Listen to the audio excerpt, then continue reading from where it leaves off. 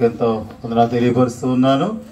ఈ మధ్యకి ఈ రీతిగా ప్రభు నడిపించినందుకు, అలాగే ప్రియులు షిమియోన్ గారు వారి జీవితంలో కూడా దేవుడు చేసిన మేలుని బట్టి ప్రభు స్థితి ఇంతవరకు కూడా దేవుని యొక్క వాక్యాన్ని చక్కగా మనం విన్నాం. అయితే కొద్ది నిమిషాలు, 5-10 నిమిషాల లోపు నేను కూడా క్లుప్తంగా ఈ మధ్య కొంత బాగా జ్ఞాపకం చేసుకోవడానికి ప్రభు ఇచ్చిన ఈ సమయాన్ని బట్టి మరి హబక్కు గ్రంథం 2వ అధ్యాయంలో 4వ వచనంలో చివరి మాట జ్ఞాపకం చేసుకుందాం. హబక్కు గ్రంథం 2వ అధ్యాయము 4వ వచనంలో చివరి మాట, అయితే నీతిమంతుడు విశ్వాసము మూలముగా బ్రతుకును. మరోసారి జ్ఞాపకం చేసుకుందాం, నీతిమంతుడు విశ్వాసము మూలముగా బ్రతుకును. కాబట్టి నీతిమంతుడు, విశ్వాసం, ఈ రెండు కూడా మనం జ్ఞాపకం చేసుకుంటే విశ్వాసం యొక్క కర్త, సోర్స్ ఆఫ్ ఫెయిత్. మరి హెబ్రీయులకు రాసిన పత్రిక 12వ అధ్యాయంలో మొదటి 2 వచనాల్లో అక్కడ మనం చూస్తాం. విశ్వాసన కర్తయు విశ్వాసన కర్తయు దాన్ని కొనసాగించేవారైనా యేసు వైపు చూచుచు పందెములో ఓపికతో పరుగెత్తుది. ఇక్కడ ఇంకో మాట యాడ్ అయింది మళ్ళా, పందెము. 1 నీతిమంతులు, 2 విశ్వాసం, 3 పందెము. ఇప్పుడు ఈ మూడింటిలో ప్రధానమైనది విశ్వాసం. విశ్వాసం కర్త ఎవరంట? ప్రభు అయిన యేసుక్రీస్తు వారు. ప్రభు అయిన యేసుక్రీస్తు వారు విశ్వాసములకు కర్తగా, ఇంకా source of faith, author of faith. విశ్వాసం అనగా ప్రభు అయిన యేసుక్రీస్తు వారే.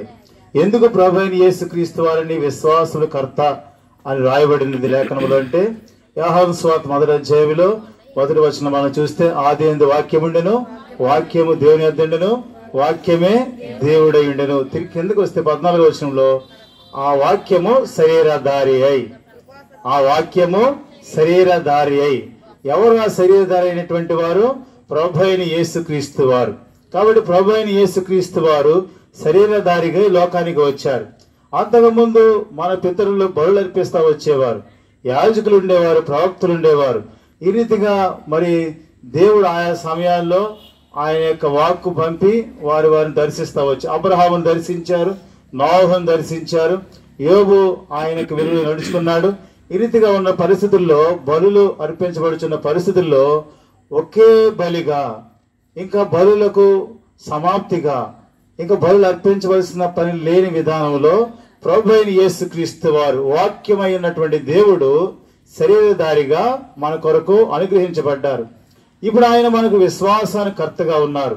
ప్రభు అయిన యేసుక్రీస్తు వారిని మనం జ్ఞాపకం చేసుకోవడంలో చాలా ప్రాముఖ్యమైన సంగతి ఏంటంటే, ప్రభు అయిన యేసుక్రీస్తు వారు ఆదిలో ఉన్నటువంటి వాడు. చాలాసార్లు మనం క్రిస్మస్ చేసేదాన్ని బట్టి, ఓహో 2025 సంవత్సరాల క్రితం ఈయన వచ్చాడు అనమాట అనుకుంటారు. కానీ ఆది యందు ఆయన లేకుండా ఏమీ కలగలేదు. ఆయన సమస్తానికి కూడా ఆయన ఆది సంభూతుడైనటువంటి వారు.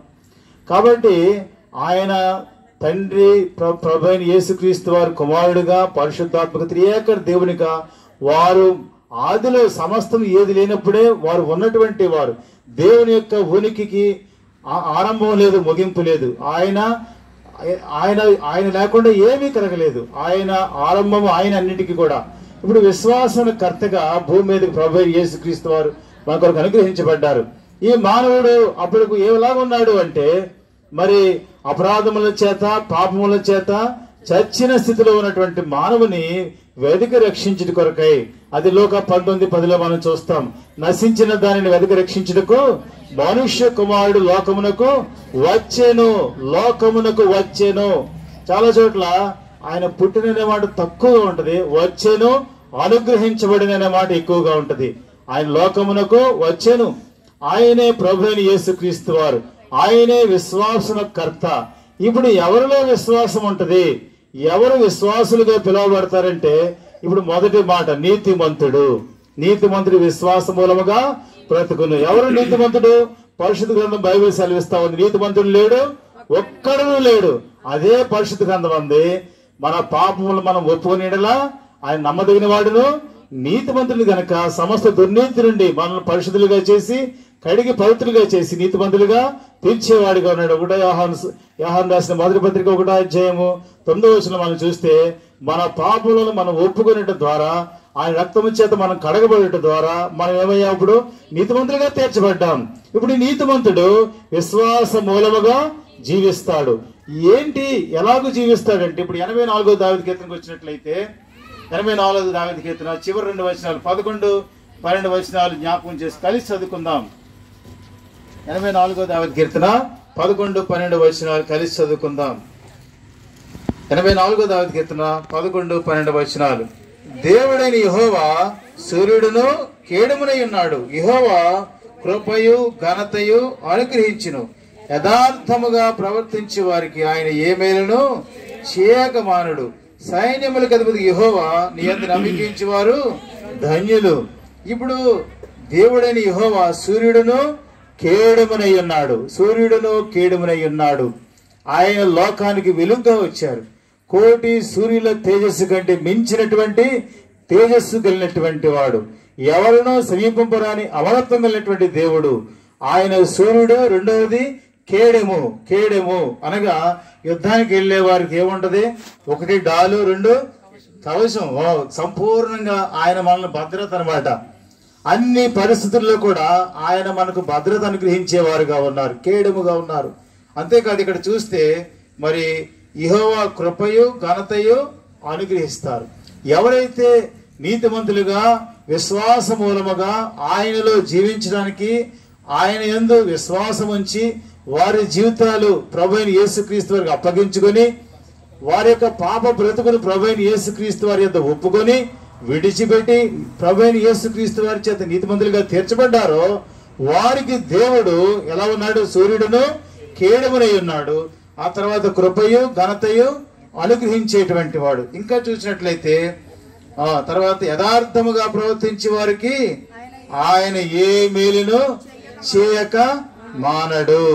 ఇప్పుడు మీకు సందేహం రావచ్చు, ఏమండి యథార్థంగా ప్రవర్తించలేదండి, అతను ఇన్ని మోసాలు చేసి సంపాదించాడండి, మాకంటే ఆయన చాలా బాగున్నాడు, ఆరోగ్యంగా ఉన్నాడు, ఐశ్వర్యవంతుడిగా ఉన్నాడు.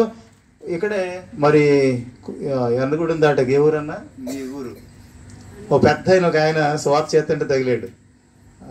ఎన్నగూడిన తర్వాత ఏ ఊరు అన్నది? కాదు కాదు, ఈ పక్కనే అన్నారు. మనం స్వార్థ చేసిన క్లైమేట్ తీసుకున్నట్టుగా ఓ పెద్ద ఆయన తగిలాడు. ఆయనకి అప్పటికే 75 సంవత్సరాల పైన ఉన్నాయి.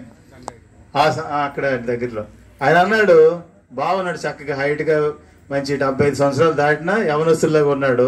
యేసుప్రభు నమ్ముకొని పత్రిక ఇస్తే ఆయన అన్నాడు, యేసుప్రభు నాకు ఎందుకు, నాకు అన్నీ బాగున్నాయి, నా వయసు ఇప్పుడు 75 సంవత్సరాలు దాటింది, నేను ఎలాగున్నాను, ఆరోగ్యంగా లేనా, నాకు బోళ్ళంత పొలం ఉంది, ఆస్తులు ఉన్నాయి, నా పిల్లలు బాగా సెటిల్ అయ్యారు, నాకు ఎందుకు యేసుప్రభు అని అడిగాడు. చాలా మందికి అంతవరకే తెలుసు. యేసుప్రభు దగ్గరికి రోగులు వెళ్తారు, లేకపోతే ఏమి లేని వాళ్ళు వెళ్తారు, ఆ ఇరుకులు ఇబ్బంది పడి వీళ్ళు వెళ్తారు, వాళ్ళే వెళ్తారు అనుకుంటారు. అందరికి కూడా ఎవరు అవసరం? యేసుప్రభు వారు అవసరమే, అవసరం. ఎందుకంటే ఆయన మనం చూస్తే యథార్థంగా ప్రవర్తించే వారికి ఆయన ఏ మేలు చేయక మానడు. అంటే యథార్థంగా ప్రవర్తించిన వారికి కూడా ఈ లోకంలో మనకంటే యోగ్యులుగా ఉండొచ్చు. అందుకనే 73వ దావీదు కీర్తన మనం చూస్తే 73వ దావీదు కీర్తనలో నాలాంటి ఆయన ఒక ఆయన ఉన్నాడు. ఇక్కడ 73వ దావీదు కీర్తనలో ఆయన అంటాడు, చూడండి,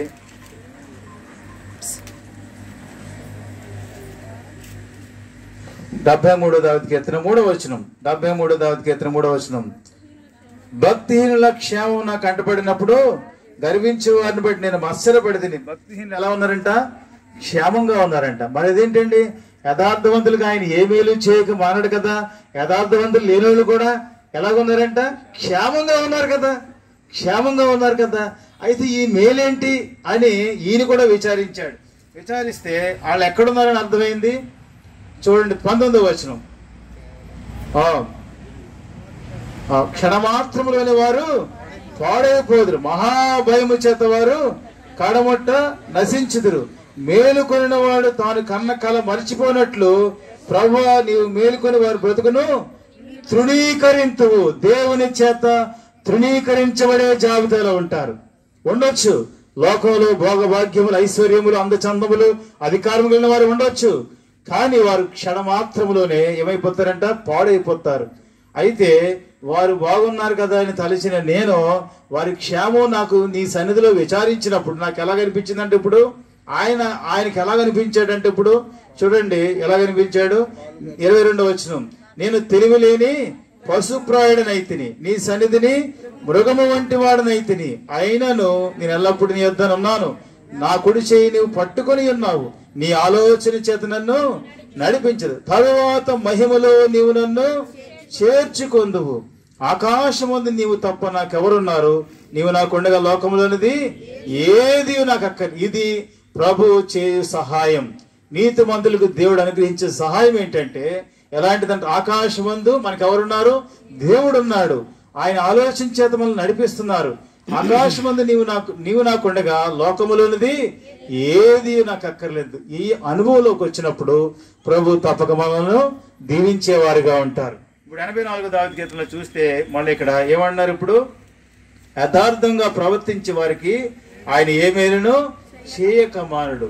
ఇంకా చూస్తే సైన్యములకు అధిపతి యెహోవా నీ యందు నమ్మకించువారు ధన్యులు ధన్యులు. ఎందుచేతంటే మనము ప్రభు యందు విశ్వాసం ఉంచాం, అనగా ప్రభు అయిన యేసుక్రీస్తు వారి యందు విశ్వాసం ఉంచాం, ఆయన వాక్యానికి లోబడుతున్నాం. మనము పాపి అని దేవుని వాక్యం చేత ఆయన బోధించినప్పుడు మనం ఏం చేస్తాం? మన పాపంలో మనము ఒప్పుకున్నాం, విడిచిపెట్టాం, మనం శుద్ధి చేయబడ్డాం, ఆయన రక్తం చేత మనం కడగబడ్డాం. ఇప్పుడు మనం నీతిమంతులుగా జీవిస్తున్నాం. ఇప్పుడు నీతిమంతుడు దేని బట్టి జీవిస్తాడంటే లోకములో విశ్వాస మూలముగా బ్రతుకుతాడు. ఇప్పుడు మన ప్రియులు షిమియోను గారి కుటుంబం విశ్వాస మూలముగా బ్రతికే కుటుంబంగా దేవుడు ఏం చేశాడు? ఆశీర్వదించాడు. కాబట్టి ఆయన ఏ మేలు చేయక మానడు. అందుకనే లేఖనంలో ఇంకో భాగం చూస్తే, మొదట ఆయన రాజ్యమును నీతిని వెతకండి, అప్పుడు అవన్నీ మీకు అనుగ్రహించబడును. ఇది సంతృప్తికరమైనటువంటి క్రైస్తవ విశ్వాస జీవితం. అందుకనే మనం హబక్కు గ్రంథాన్ని మనం ఆరంభించాము. 2వ అధ్యాయం 4వ వచనం. దాంట్లో చివరి మాటలు చూసినట్లయితే హబక్కు గ్రంథంలో భక్తుడు విశ్వాసంతో ఆయన అంటున్నాడు, ఇప్పుడు ఒక చక్కని అనుభవాన్ని తీసుకొస్తున్నాడు. విశ్వాసులకు ఒక విశ్వాస ప్రామాణికం చెప్తున్నాడు. ఏమని చెప్తున్నాడంటే, మరి 3వ అధ్యాయం 17వ వచనం హబక్కు గ్రంథములో, అంజూరపు చెట్లు పూయకుండినను, ద్రాక్ష చెట్లు ఫలింపకపోయినను, ఒలివ చెట్లు కాపు లేకుండినను, చేనులోని పైరు పంటకు రాపోయినను, గొర్రెల దొడ్డిలో లేకపోయినను, సాలలో పశువులు లేకపోయినను, నేను యెహోవా యందు ఆనందిస్తున్నాడు. చూసారు? ఇప్పుడు నీతిమంతుడు విశ్వాస మూలంగా బ్రతుకుతాడు. దేవుడే ఆయన నడిపిస్తారు, దేవుడే ఆయనకు మేలు చేస్తారు. ఇప్పుడు ఆయన ఏం చేస్తాడంటే యెహోవా యందు ఆనందిస్తాడు. లోకములో ఆనందం లేదు. లోకంలో ఏం దొరుకుతుంది చెప్పండి? సంతోషమే దొరుకుతుంది. ఆనందం క్రీస్తులోనే ఉంది. ఈ సంతోషం అనేది తాత్కాలికమైనటువంటిది. ఎంత తాత్కాలికమైందంటే, ఉదాహరణకి నిన్న మధ్యాహ్నం నేను హైదరాబాద్లో బావాచి బిర్యానీ తిన్నాను అనుకోండి. నేను మధ్యాహ్నం తిన్నాను. ఈరోజు మధ్యాహ్నం నాకు ఏం దొరకలేదు, ఆకలి అవుతుంది. నిన్నటి తిన్న బిర్యానీ గుర్తు చేసుకుని ఆకలి తీర్చుకోగలనా? నేను ఎంతో సంతోషపడ్డాను, అబ్బా నేను కాబట్టి తిన్నానని. ఈవేళ మధ్యాహ్నం అది ఏమన్నా సంతోషాన్ని ఇస్తుందా? ఏం చేద్దాం? ఆకలి నాకు మళ్ళా బాధ తీసుకొస్తుంది. మరి ఏమైపోయింది? సంతోషం తాత్కాలికమైనదే, ఆ పూట కొరకే, అప్పుడు చూసినప్పుడే, అప్పుడు మాత్రమే. ఇది సంతోషము. లోకములో సంతోషం దొరుకుతుంది కానీ క్రీస్తులో ఏముంది? ఆనందం ఉంది. అందుకనే ఇక్కడ హబక్కు అంటున్నాడు, నేను యెహోవా యందు ఆనందిస్తాను. ఎవరైతే నీతిమంతులుగా తీర్చబడ్డారో, ఎవరైతే విశ్వాస మూలముగా క్రీస్తులో బ్రతుకుతున్నారో వారు ఏం చేస్తారు? ఆనందిస్తారు. ఈ ఆనందం దేని బట్టి? సాలలో నిండా పశువులనే కాదు, పైరు చక్కగా పండిందని కాదు, మా షిమియోను గారు ఇటుకలు లోళ్ళు అమ్మేస్తున్నారని కాదు. ఎలాగా? అది దేవుడిచ్చిన రక్షణను బట్టి ఆనందం. ఇది ఎవరు తీసివేయలేనటువంటిది. కాబట్టి చూసినప్పుడు దేన్ని బట్టి అంట, నా రక్షణకర్త నా దేవుని యందు నేను సంతోషించదను, ప్రభువు యెహోవాయే నాకు బలము. చూసారా? లోకములో బలము లేదు, లోకములో ఆనందం లేదు, లోకంలో విశ్వాసం లేదు. మీరు అడగండి, అయ్యా ఏంటయ్యా నువ్వు ఇంత భక్తి మార్గం చేస్తున్నావు కదా, నువ్వు చచ్చిపోయి ఎక్కడికి వెళ్తావు తెలుసని అడగండి. ఎవరైనా మీకు సమాధానం చెప్తారేమో. ఎవరైతే ప్రభువైన యేసుక్రీస్తు వారి విశ్వాసం ఉంచారో వారు మాత్రమే చెప్పగలం. లోకంలో వచ్చే సమాధానం ఏంటంటే, ఏమో అండి కుక్క అయి పుడతామో, పంది అయి పుడతామో, మరుజన్మలో ఏమై పుడతామో ఎవరు తెలుసండి, చచ్చిపోయిన తర్వాత ఎవరు చూడొచ్చారని అంటారు. కానీ దేవుని వాక్యం మాత్రమే సెలవిస్తుంది, మనము ఈ లోకాన్ని ఏం చేస్తాము? తాత్కాలికంగా విడిచిపెడతాం అంతే. ఈ లోకము యొక్క అడ్రస్ మారుతుంది అంతే. మనము ఈ లోకం విడిచిపెట్టిన తర్వాత విశ్వాసి ఎక్కడికి వెళ్తాడు? పరలోకానికి వెళ్తాడు. దేవునితో సదాకాలం ఉంటాడు, దేవునితో కలిసి ఉంటాడు, దేవునితో సహవాసం ఉంది, దేవునితో పొందు ఉంది, దేవుని యొక్క సర్వాధికారం కలిగి ఉంటాడు. దాని కొరకే ప్రభు మన కొరకై శరీరధారుడికి లోకానికి అనుదించారు. కలువరి శిలువలో మన కొరకు ప్రాణం అర్పించారు. మరి పోయిన ఆదివారం ముందు నుంచి 40 దినాలు చాలా మంది ఏం చేశారు? ఆ శిలువ శ్రమలు జ్ఞాపకం చేసుకున్నారు. మంచిదే. ఆ శిలువ శ్రమ జ్ఞాపకం చేసుకున్నాం, ప్రభుని ఆరాధించాం, ఆయన పొందారు మన కొరకు. మంచిదే. అందులో కొద్ది భాగం మనం అనుభవిద్దామా? కొద్ది భాగం నేను కూడా పొందుతానులే, ఈ సంతోషం ఏముంది, లోకంలో ఆనందం ఏముంది, ప్రభు పొందినటువంటి శ్రమలు బాధలు కొన్నైనా నేను పొందుతానని వాళ్ళు ఎవరన్నా ఉంటామా? అప్పుడు ఆయన కోసం తలుచుకొని మాత్రం ఏడి చేస్తాం. ఏమండి, సిలువ ముందుకు వచ్చి అక్కడ ఉత్తిదే వాళ్ళు నాటకంగా కొడతారు, నిజం కాదు. ప్రభు యేసుక్రీస్తు సిలువ వేసినప్పుడు నిజంగా కొట్టారు, అప్పుడు చూశారు, ఏడ్చారు. అయితే ఇప్పుడు ఏం చేస్తారు? ఊరికే అలా చూపించడం కోసం, ఛాయ్ కోసం కొడతారు, దాన్ని చూసి ఏడ్ చేసేవాళ్ళు ఉంటారు. కానీ ఇంత శ్రమ ఎందుకు పొందారు? ప్రభు నా కోసమే కదా. ఈ శిక్ష, ఈ శ్రమ, ఈ సిలువ శ్రమ నా పాపం కోసమే కదా ఆయన పొందారు అనే అనుభవం ఎప్పుడైతే వస్తుందో అప్పుడు మన జీవితంలో ఏం కలుగుతుంది? పశ్చాత్తాపం కలుగుతుంది. అది నిజమైన దుఃఖం తీసుకొస్తుంది. ఆ దుఃఖం ఏం తీసుకొస్తుంది? మనకి మారు మనసు తీసుకొస్తుంది. ఆ మారు మనసు మనకు పశ్చాత్తాపం తీసుకొస్తుంది. ఆ పశ్చాత్తాపం ద్వారా మన ప్రభు మన పాపాలను క్షమిస్తారు, మన విశ్వాసంగా తీర్చబడతాం. ఇప్పుడు నీతిమంతుడు విశ్వాస మూలంగా బ్రతుకుతాడు. దేవుడు ఆయనకి ఏ మేలు చేయక మానడు. దేవుని యందు ఆయన ఏం చేస్తారు? ఆనందిస్తారు. దేవునిలో ఆయన ఎలాగుంటాడు? బలంగా ఉంటాడు. బలంగా ఉంటాడు. ఈ బలం ఎలాంటిదంటే ఏదో సాల నిండా పశువులు ఉన్నాయని, చేలో పైరు సమృద్ధిగా ఉందని, ఇంకేదో చెప్పాడు కదా భక్తుడి హబక్కూకు గ్రంథం, అలాంటి దాన్ని బట్టి కాదు. అవి లేకపోయినప్పుడు కూడా ఈ బలాన్ని, ఈ ఆనందాన్ని, ఈ విశ్వాసాన్ని ఎవరు కూడా తీసివేయలేరు. ప్రభుతో అలాంటి సహవాసం కొరకై దేవాది దేవుడు మన కొరకై ఈ లోకానికి అరుదించి ఆయన మానవాళి పాప క్షమాపణ కొరకు ప్రాయశ్చిత్తంగా చూడండి. మరి ఈ యొక్క ధర్మశాస్త్రము రాసిన వాడు ధర్మశాస్త్రం ప్రకారం ఆ శిక్ష అనుభవించాలి. రాసిన వాడే పొందితే తప్ప దానికి విమోచన లేదు. కాబట్టి ప్రభువైన యేసుక్రీస్తు వారే ఈ లోకానికి వచ్చి మన నిమిత్తమే ఆయన కలువరి శిలువలో మరణించారు. కాబట్టి ఆయన యొక్క మరణము మనకి ఏం తీసుకొచ్చింది? జీవం తీసుకొచ్చింది, నిత్య జీవం తీసుకొచ్చింది, పునరుద్ధాన శక్తి తీసుకొచ్చింది. కాబట్టి నీతిమంతుడికి విశ్వాసం ఇచ్చారు ప్రభు, బలమునిచ్చారు, ఆనందాన్ని ఇచ్చారు, పునరుద్ధాన శక్తిని ఇచ్చారు. రెజరెక్షన్ పవర్, పునరుద్ధాన శక్తి. ఈ శక్తి చేత మనం ఎలా ఉంటాం? ఈ లోకంలో ఏమీ లేకపోయినప్పటికీ అన్ని కలిగి ఉన్న వారి కంటే సంతోషంగా ఉంటాం. ఇది దేవుని వలనే మనం పొందగలం. ఆ రీతిగా మన ప్రియులు పొందారు. కాబట్టి ఈ దినాలు ఏం చేస్తున్నారు? ప్రభుని స్తుతిస్తున్నారు. ఆ రీతిగా కూడి వచ్చిన మనము కూడా ప్రభు యందు బలపరచబడదాం, విశ్వాస మూలంగా జీవిద్దాం. విశ్వాసం ఏం చేస్తుంది? మనల్ని బ్రతికిస్తుంది. నీతిమంతుడు విశ్వాస మూలముగా బ్రతుకుని పాట అయితే పాడతాం. ఏం పాడతామండి? నీ వాక్యమే నన్ను బ్రతికించెను, బాధలలో నెమ్మదినిచ్చెను. కానీ బాధలు వస్తే మాత్రం బైబిల్ ఏం చేస్తాం? అసలు ఇది జోలికే రాము. చూసారా? పాటే పాడతాం. చాలాసార్లు ఇలాగే ఉంటుంది మన జీవితం. బాధలు వచ్చినప్పుడు, నెమ్మది లేనప్పుడు మాత్రం ఏం చేస్తాం? బైబిల్ చదివారంటే ఏం చదువుతానులేండి, మా పరిస్థితి మీకు ఏం తెలుసు, అమ్మ మందిరానికి ఎందుకు రాలేదు, మా పరిస్థితి మీకు ఏం తెలుసు, మా బాధలు ఏం మీకు తెలుసు. కానీ పాట అయితే పాడతాం. వాస్తవమేది. దేవుని వాక్యం మనల్ని బ్రతికించేది, మనల్ని బాగు చేసేది, మనల్ని స్వస్థపరిచేది, మనకు పునరుద్ధాన శక్తిని ఇచ్చేది, మనల్ని పరలోకములో చేర్చేది. ఈ లోకం మట్టుకే బ్రతుకుట అయితే క్రీస్తు మనకు అక్కర్లేదు. ఈ లోకం మట్టుకే కాదు, క్రీస్తు యుగ యుగాలు కూడా ఆయనతో ఉంటానికి ప్రభు మనల్ని ఏం చేశారు? ఏర్పాటు చేసుకుంది. ఈ ఏర్పాటులో ఉంటే ఎంతో వందనస్తులం ప్రభుకి. ఇంకా లేకపోతే కనుక ఇదే మిక్కిన అనుకూల సమయం. ఆయన ఆహ్వానం ఇచ్చారు. ఏం ఆహ్వానం ఇచ్చారంటే, ప్రయాసపడి భారం మోసుకొనిచున్న సమస్త జనులారా నా యొద్దకు రండి, నేను మీకు విశ్రాంతినిస్తాను. ఏం భారం ఉంది మన మీద? పాప భారం ఉంది. ఈ పాప భారం తీసివేయడానికే దేవుడే మనుష్యుడిగా వచ్చారు. ఇదిగో ఈ మనుష్యుడు అంటాడు యోహాను ప్రభువైన యేసుక్రీస్తు వారిని చూపించి, ఇదిగో దేవుని గొర్రెపిల్ల అంటాడు. ఆయన మనుష్యుడిగా, దేవుని గొర్రెపిల్లగా మన పాప భారం ఆయన మీద వేసుకుని మనం భరించారు. ఇప్పుడు మనకు విడుదల కలిగింది. మనం పాపం మనం ఒప్పుకుంటే ఆయన నమ్మదగిన వాడు, నీతిమంతుడు. కనుక మన పాపంలో ఏం చేస్తాడు? ఆయన క్షమిస్తాడు. లోకంలో క్షమాపణ లేదు, కానీ దేవుని దగ్గర ఏముంది? క్షమాపణ ఉంది. మనల్ని కడిగి పవిత్రులుగా చేసి నీతిమంతులుగా చేస్తారు.